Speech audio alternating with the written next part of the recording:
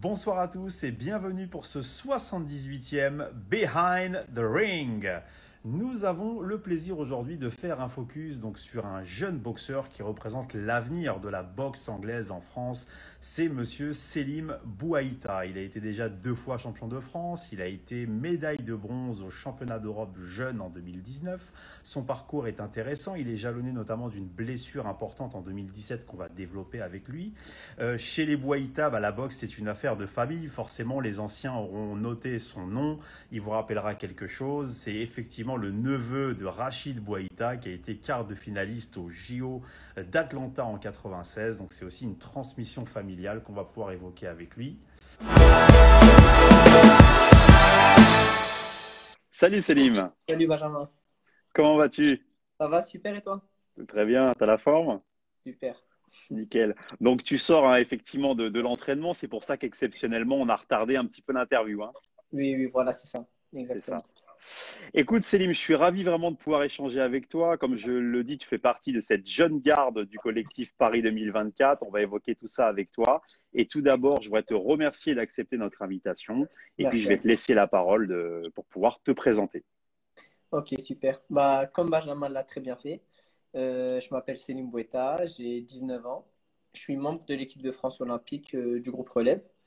Et j'ai été 2 fois champion de France et médaillé de bronze également au championnat d'Europe 2019 chez les jeunes également. C'est ça, exactement. Alors, raconte-nous un peu comment tu es arrivé à la boxe, Selim. Bon, je l'ai dit en introduction, une affaire de famille. Raconte-nous ta première rencontre et tes premiers pas dans le milieu de la boxe. En fait, quand j'étais petit, mon père il allait souvent voir mon oncle, son frère, Oui. à la salle de boxe. Et je l'accompagnais, tout simplement. Je l'accompagnais le soir quelques fois.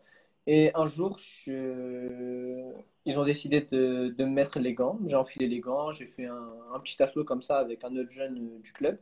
Ça Ouais. m'a plu. Du coup, mon oncle, il a dit pourquoi pas le faire venir à la salle le mercredi avec les petits. Ok. Et tout doucement, je suis arrivé à la salle le mercredi après-midi avec d'autres jeunes. T'as quel âge à ce moment-là? C'est 6 ans.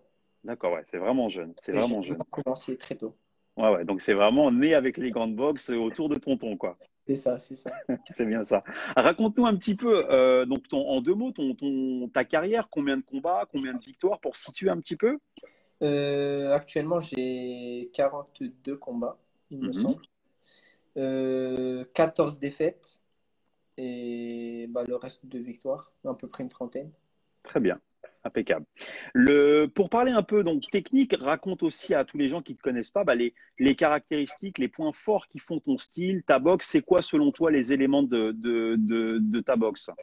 Je dirais que je suis plus un boxeur technique sur les jambes, qui travaille beaucoup en vitesse, tout ce qui est de la vivacité, le coup d'œil, le jeu de jambes. C'est plus dans le style technique aérien. C'est Mhm. plus un style, voilà, comme je le dis, technique. Ouais, très Et bien. voilà. Ok. Donc effectivement, donc tu l'as dit, tu fais partie donc du collectif Relève Paris 2024. Explique un petit peu ce que ça veut dire, parce qu'il y a l'équipe olympique donc pour Tokyo, puis il y a aussi un groupe plus jeune. On a notamment reçu les frères Gros de cette génération. Donc raconte-nous un petit peu comment ça s'organise à l'INSEP entre les 2 groupes, et puis parler un peu des gens de ta génération. D'accord. En fait, tout simplement, il y a 2 groupes distincts. Il y a le groupe Tokyo 2021 et le groupe Paris 2024. Donc, sur les séances physiques, sur le travail musculaire, sur le travail technique, le groupe, ils sont séparés. Par contre, Mhm. sur les oppositions, on croise souvent les gants. Encore là, tout à l'heure, je sors de l'entraînement, on a croisé les gants avec le groupe olympique 2021. Donc, on fait beaucoup de mises de gants avec eux. Et voilà, on travaille plus sur les assauts, on est plus avec eux. Et sur le plan technique, physique, il y a des degrés différents. Tout Ah, simplement, c'est je comprends. des choses différentes. Alors ça, c'est vrai que c'est une nouveauté depuis maintenant plusieurs années.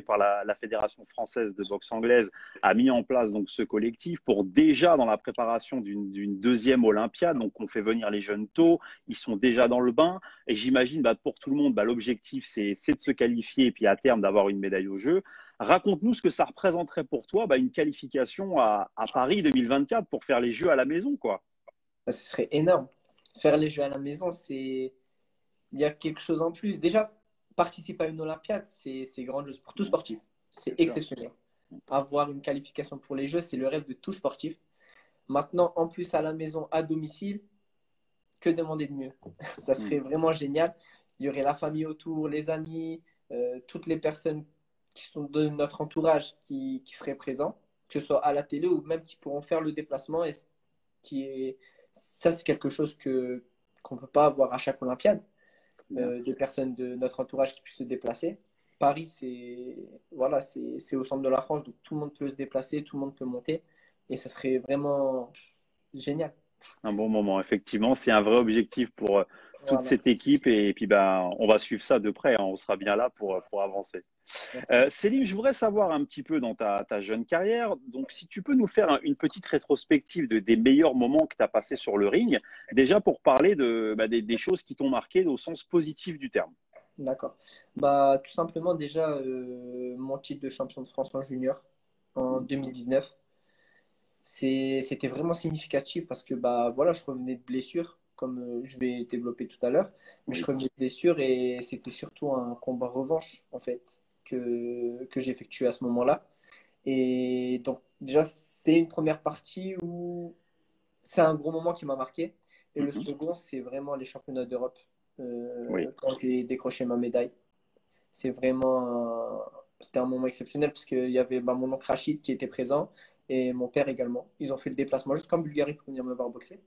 Ouais. Et du coup, bah, quand l'arbitre a levé mon bras et je regarde dans le public, je les vois heureux, c'était génial. C'était une C'est sensation grandiose, ouais. super. Ah C'est... ouais. Surtout quand on descend du ring, on les voit, on ne sait pas comment réagir, on ne s'en rend pas compte sur le moment, mais c'est juste magnifique. C'est Et puis magnifique.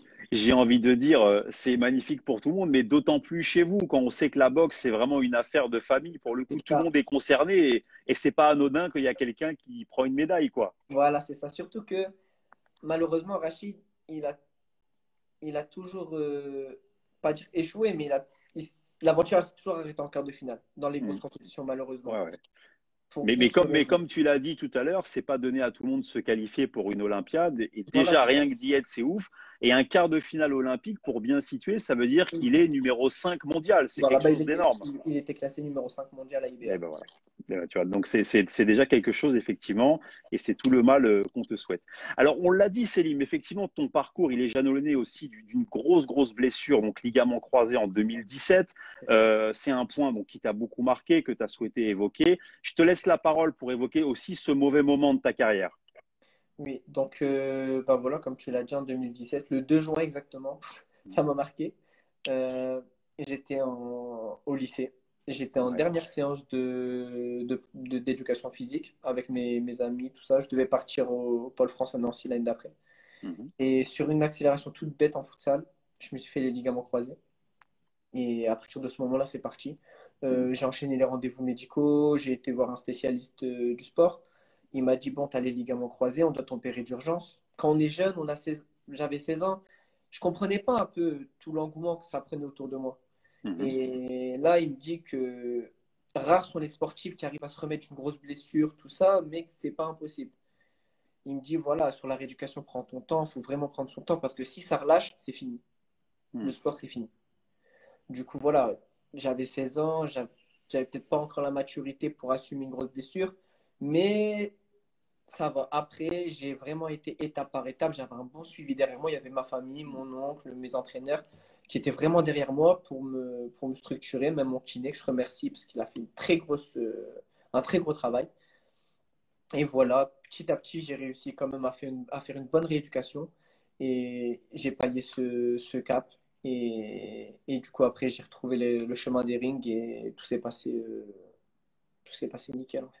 Et 3 ans après, est-ce que tu as encore un peu d'appréhension avec tout ça ou tu montes sur le ring de manière naturelle? Comment ça se passe aujourd'hui? Plus maintenant, plus maintenant. Ouais. Au début, vraiment, quand j'ai repris la compétition, j'avais une petite appréhension, mais vraiment après le premier combat de reprise, après, j'y pensais plus vraiment.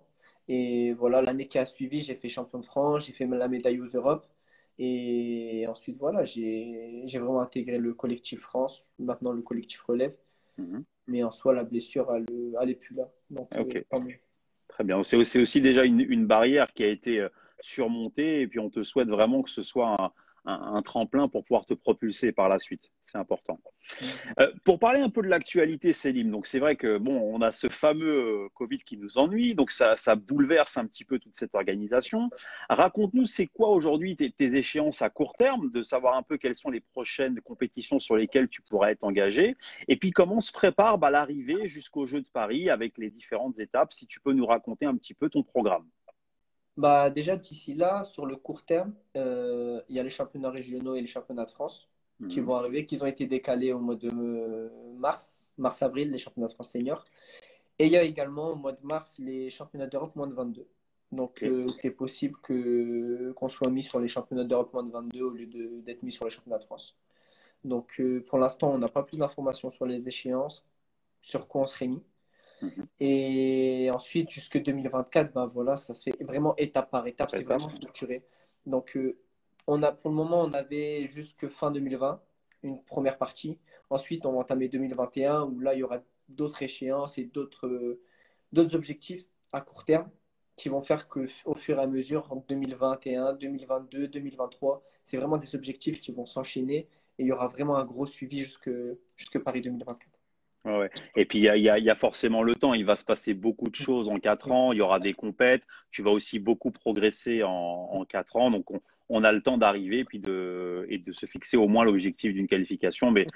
Effectivement, ça va se faire avec le temps. En tant que jeune boxeur, est-ce que tu as des sources d'inspiration, des boxeurs qui t'inspirent, des styles qui te plaisent? Est-ce qu'il y a des gens qui te poussent à avoir un espèce de mimétisme? Est-ce que tu as des exemples autour de toi? Ouais, il y a des boxeurs comme tout boxeur, il y a des boxeurs qui me donnent envie et de qui je m'inspire, notamment Floyd Mayweather, Oui, déjà, pour commencer. Et ensuite, il y a un boxeur français que en fait, je suis depuis pas mal d'années, c'est Sofiane Oumia. oui, Sofiane Oumia, je effectivement. l'ai beaucoup suivi depuis que je suis petit et c'est lui qui m'a donné vraiment cette motivation,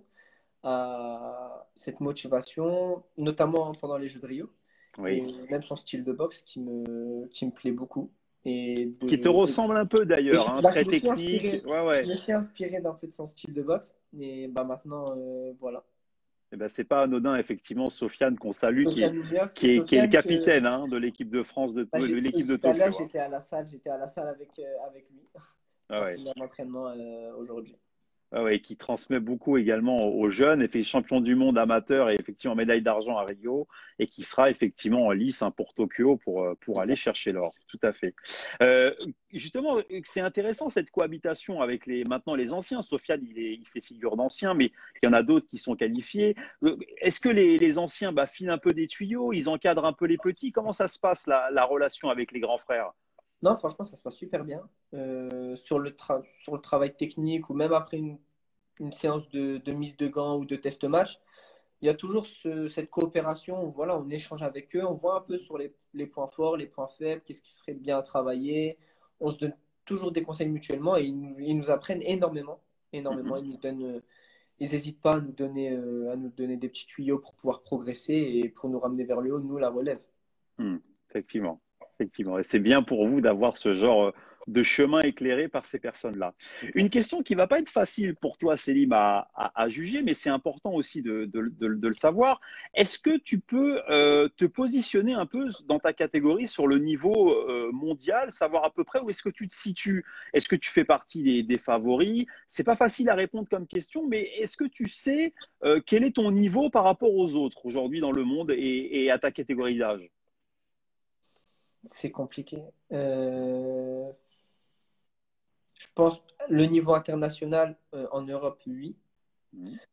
Par contre, après, au niveau mondial, il y a encore beaucoup d'étapes à franchir, beaucoup de travail à effectuer.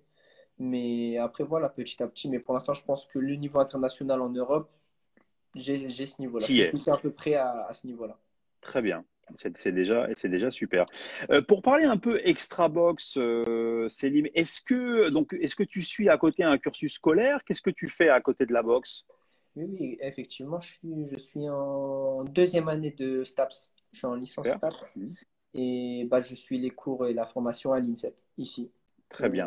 On a cet avantage de pouvoir à la fois être sportif de haut niveau et être avoir le suivi au niveau de l'entraînement et également avoir la formation professionnelle. Eh oui, j'ai bien connu ça moi aussi à une époque. T'es dans quel bâtiment à l'INSEP? Bâtiment A. Bâtiment. Très bien, ça marche. Écoute, Selim, je suis vraiment ravi de pouvoir échanger avec toi, un véritable vent de fraîcheur, de pouvoir Merci. partager un peu cette expérience. Je te souhaite vraiment de te continuer à te construire étape par étape. Et puis, écoute, j'espère un jour te voir qualifié pour les Jeux de Paris, puis te J'espère. recevoir en interview avec une belle médaille autour du cou. Ça me ferait vraiment plaisir.